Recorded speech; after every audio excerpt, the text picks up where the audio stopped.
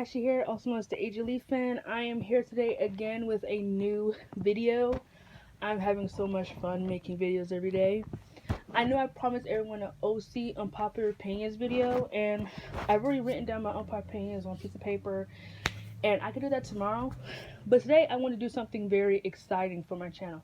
I wanted to do the couples that should have been in game, in my opinion. Some of the couples on here might be very controversial and you might not agree with me, but I think I'm going to shorten this video down by 3 parts. So the first part one, would be my first 8 couples that I feel like they deserve to be in game. So coming in number one, straight to it, is Buffy and Angel from Buffy the Vampire Slayer. I mean, I really feel like for anyone who's watched the show, I don't really have to go in depth on why her and Angel should have been in game. It just made sense. Like, their relationship kind of reminded me a lot of Stefan and Elena. Like, it just made sense. Like, that he was like this forbidden guy who had like, I'm not gonna say not even forbidden, but like he was this supernatural creature who had a background of a lot of things. And Buffy was just like, she was a vampire slayer. She killed supernatural beings, but Angel was different, and she let her guard down with him. They both let their guard down with each other. She had her first time with him. They're very compatible, but the whole supernatural element just wouldn't allow them to be happy and be an in-game ship. But it sucks that we never could have seen of what could have been with them, because I feel like they were just in game. Like, they had energy, they had chemistry, and it just made sense for them to be in game over her and Spike. So coming in number two, it's Paige and Alex from Degrassi, The Next Generation. If anyone who has not seen Degrassi, I'm warning you, these are very major spoilers, so don't watch the video if you have not seen Degrassi or any show in at all for any of these couples. Paige and Alex, they were it. I mean, they were it. They had chemistry. I mean, I feel like because they were opposites, it just made the relationship all around just more interesting, and like made you want to see what could have been. Like, what could have been. Like, Paige really pushed Alex to be better and to believe in herself a lot more. And Alex just really brought out that not everybody has a perfect upbringing, or like not everybody has the material to have a decent future. And like, I feel like the only problem was communication. Like, I feel like whenever there was an argument or a disagreement, they would never talk about it. Like, it was just closed off, and it could have been fixed. But even that, they were it. Like, they were it for me. And having Paige just be bisexual for Alex was just a huge turn for her character. That just made her more interesting. And Alex was beautiful, and she's like this tough girl with her walls up. But when she was around Paige, she really broke her walls down, and that was just beautiful. So they should have been in game. Period.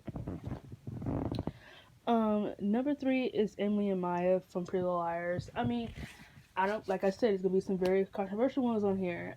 Um, I feel like out of all the girls Emily has dated on Pretty Little Liars, her and Maya, they were just it. I mean, from the very meet cute that they had in the first episode, I knew they were gonna be something special, and I really enjoyed their relationship from season one and then season two. It just sucks that we didn't see of what could have been. Like, could Maya just like stop running and confide more in Emily? Like, would she have ever like gone to rehab?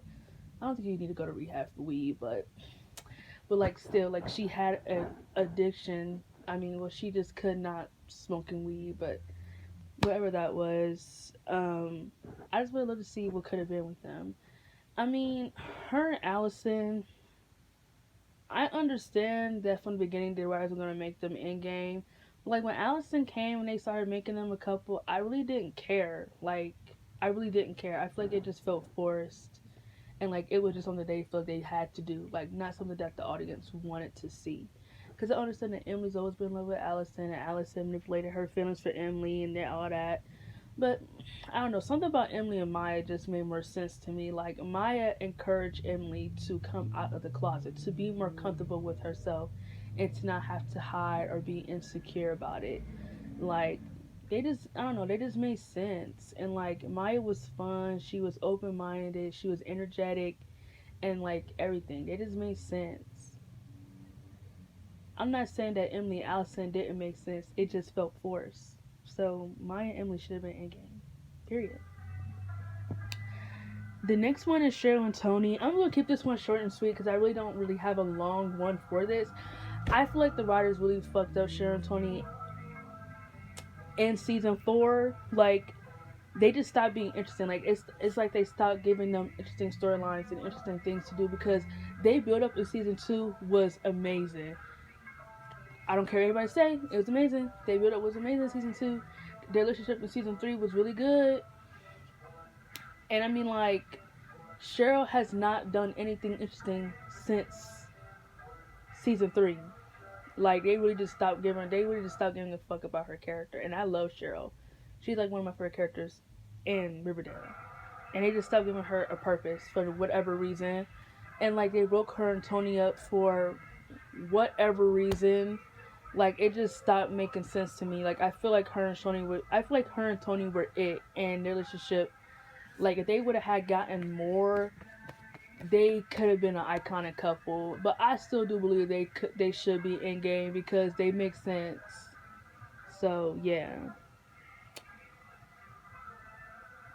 Coming in at number 5 is Scott and Allison from Teen Wolf.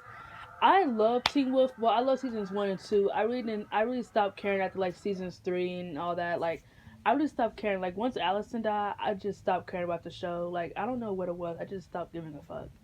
But Scott and Allison, they were it from season. Ever since season 1, they were it, and they were supposed to be in game. Like I feel like kind of like the same thing. Like the whole supernatural and the whole wolf thing just wouldn't allow them to be happy and be a couple.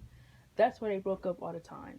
Like it just wouldn't allow them. Like her family were wolf hunters, so that was the one thing too. And her and Scott had to keep the relationship in secret because of her family and because of his secret. So like it just like I feel like the relationship was just always bad timing. Like it was just never the right time. But they should have been in game because they had communication skills, they had chemistry, they understood each other, and they were compatible. Like you could say they weren't, and you could make claims that say they weren't compatible, but whenever there was a situation, they always talked about it. Period. So they were supposed to be in game. And when she died, the fact that she died in season 3 and they never even got back together is baffling. But it is what it is, I guess. Coming in at number 6 is Nate and Jenny. I mean, like I said, controversial ones. I know people think that Nate and Serena should end up together. We're just gonna end that tale because that was just weird. It was weird from the jump. If you were gonna make Nate and Serena date, you could have had that in season 1. Period. So we're gonna end it there. Back to him and Jenny. Nate and Jenny had chemistry since season 2. Actually, they had it since season 1. If we're gonna be honest, they had a vibe since season 1. And I know Jenny was young; she was like 15. Nate was 18, but they were it. They had chemistry. Nate was the only person in Jenny's life who did not neglect her feelings or anything on her mind. They actually understood each other. They had communication skills, and if they were a couple, they definitely would have been compatible. And Jenny would have made Nate a hell of a lot more interesting as a character. Like, let's just be honest. She would have made him a hell of a lot more interesting than he ever was. Um, Coming at number 7 is Amy and Ricky. They just made sense. They were supposed to be in game, and that's just period. And then coming number 8 is just Glenn and Maggie. I mean, do I have to explain? I really don't. So this is part 1. Look forward to part 2.